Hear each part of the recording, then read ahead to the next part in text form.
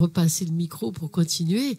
Donc, ouais, nous recevons Eline, qui est plasticienne. Tu es de Montpellier.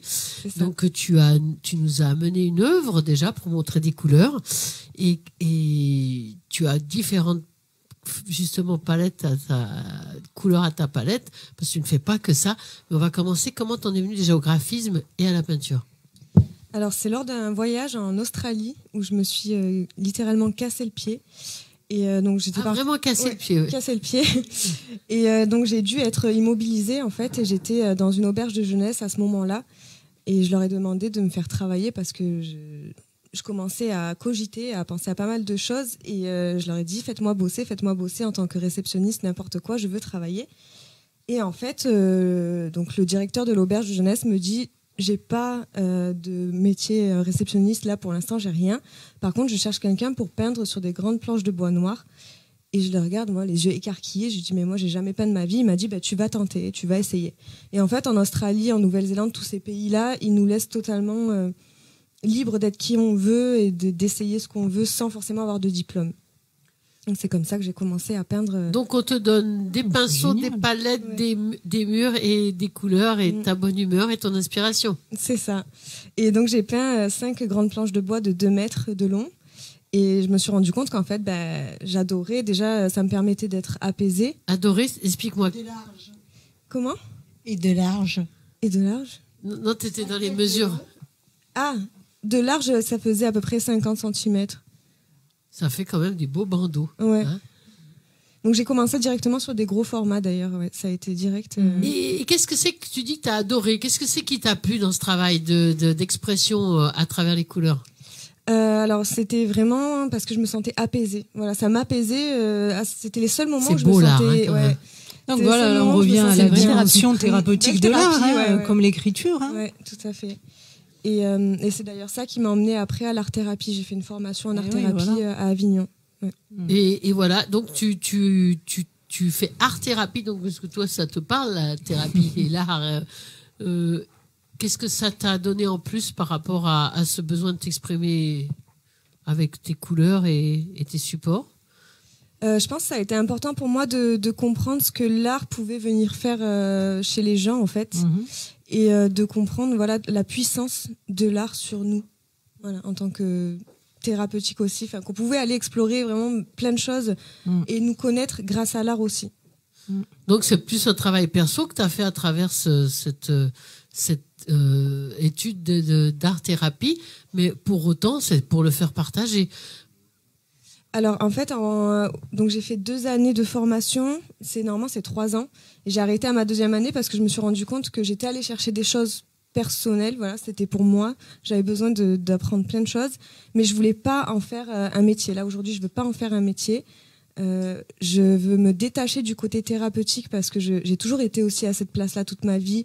J'ai fait 5 ans en psychologie, donc j'ai beaucoup aidé les gens. Oui, donc déjà dès le départ, tu avais cette approche. Oui, c'est pour ça que j'ai lié vraiment. J'ai voulu lier les deux à mon retour en France et faire quelque chose qui me passionnait, donc la psychologie avec l'art qui me passionnait aussi. Donc j'ai vraiment lié les deux. Mais voilà, en chemin, je me suis rendu compte que c'était pas vraiment ce qui m'animait le plus, c'était plus le côté artistique. Oui, comme tu parlais tout à l'heure avec notre invité, tu parlais justement de travail de performance et on a eu la chance de te voir indirectement par rapport au clip de ta chère, on va dire, collègue en tant qu'artiste, Angie. Et tu as travaillé sur un autre support que des murs et de la peinture. Raconte. Voilà. Tu restes habillé, on va tous se détendre parce que ça va énerver notre caméraman sinon. Donc raconte-nous. Du coup, avec Angie, on s'est rencontrés sur Instagram. Ça fait, je pense, 1 an maintenant. Et on en est venu à faire ce projet ensemble pour son clip. Donc, je lui ai dessiné sur le corps. Donc, c'est toi qui as mis sur le clip qu'on a vu tout à l'heure. Tout à fait. De L'amour fou, donc le clip de mon album, d'une des chansons de mon album. Et en fait, c'est effectivement un partenariat avec Eline. Donc, c'est elle qui a fait du body painting sur mon corps. C'est ce que j'allais dire, oui. Voilà. Et comment est venu? Qui a tapé à la porte de qui? Allez, ça y est, on travaille ensemble. Comment ça s'est passé? Et ça s'est fait un peu naturellement, je pense. De toute façon, c'est une relation qui est née toute seule avec Eline. Et en fait, voilà, elle fait de l'art, moi je fais de la musique, j'adore ça aussi. Et je cherchais des idées pour mes clips, on avait déjà parlé tout ça. Et puis là, j'ai dit, attends, viens, on teste un truc.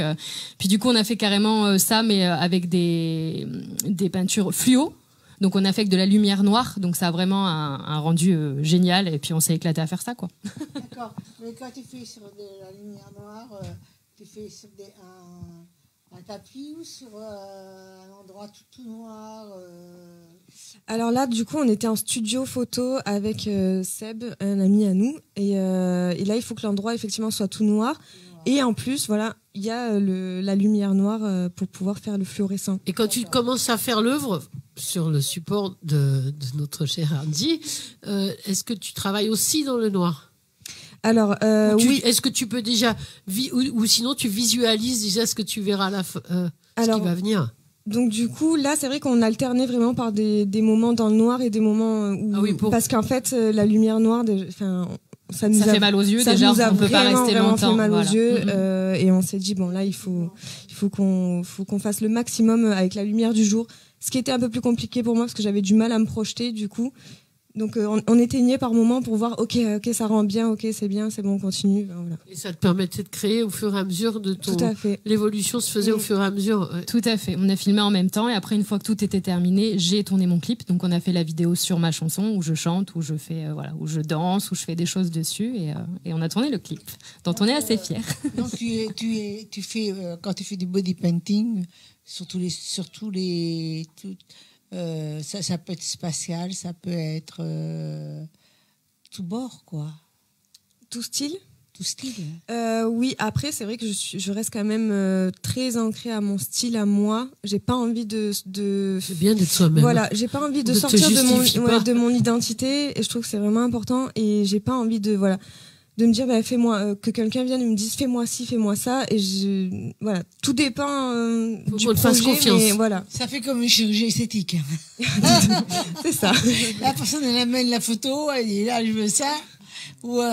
Et c'est pour ça que je lui ai dit, moi je veux que tu dessines ce que tu dessines sur tes tableaux, ton style, on sait que c'est elle en fait. Si vous regardez ses tableaux, entre nous, c'est que ça a directement matché, je dirais, parce qu'elle m'a de suite fait confiance, elle m'a dit je te laisse entièrement libre. Ta carte blanche, mais je veux que ça soit ta patte et toi qu'on te reconnaisse. Là, si on regarde mon clip et qu'on regarde ses tableaux, on sait que c'est elle qui les a voilà. fait. Puis je pense que c'est important, je reviens sur ce côté identitaire qui appartient à nous tous et que des fois on n'ose pas développer parce qu'il faut plaire, on nous demande. Alors, puis il y a le côté financier aussi parfois. Oui, on est obligé. Oui, ça aussi de garder malgré tout une.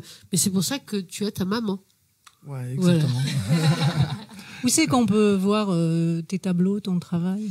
Alors, je suis très active sur Instagram. Regardez la caméra. Donc, je suis très active sur Instagram. Et sinon, j'ai un site internet www.elinedurand.com. Et voilà, Instagram, les réseaux sociaux, je suis à fond. Et on peut aussi trouver tes tableaux à Montpellier, je pense. Ah, voilà. Et vous pouvez aussi trouver mes tableaux à Montpellier. Donc, je fais pas mal d'expositions durant toute l'année, pas mal de vernissages aussi. Donc, voilà. Vous pouvez me retrouver lors de plein d'événements, en fait. Alors, au plaisir. Super. Merci. Tu as un numéro de téléphone ? Je ne le dis pas à l'antenne. Il y en a un, mais elle ne donne pas. Non plus, je ne le donne pas. Écoute, tu sais quoi ? Je ne comprends pas. Il y a des numéros de téléphone qui sont camouflés dans les voitures des 07 et des gens s'en servent uniquement par secret ou parce qu'ils ont des maîtresses. Si vous voulez, c'est ou deux parce femmes. qu'ils Donc, ont des elle va On ne peut pas se permettre de donner notre numéro de Si elle téléphone. donne les numéros, il y aura au moins 500 000 appels. Alors que si c'est moi, il y aura Non, zéro peut-être pas appel. autant. Qu'est-ce que t'en sais ? Parce que je suis un mec et que je suis moche, c'est pour ça. Faut pas dire ça. C'est un plaisir aussi de t'avoir. Merci. Et aussi enrichissant que tout le monde, sauf toi, puisque je ne t'ai pas encore. Pas encore. Je n'ai pas encore eu. Pas encore. Et Donc, Eline Durand.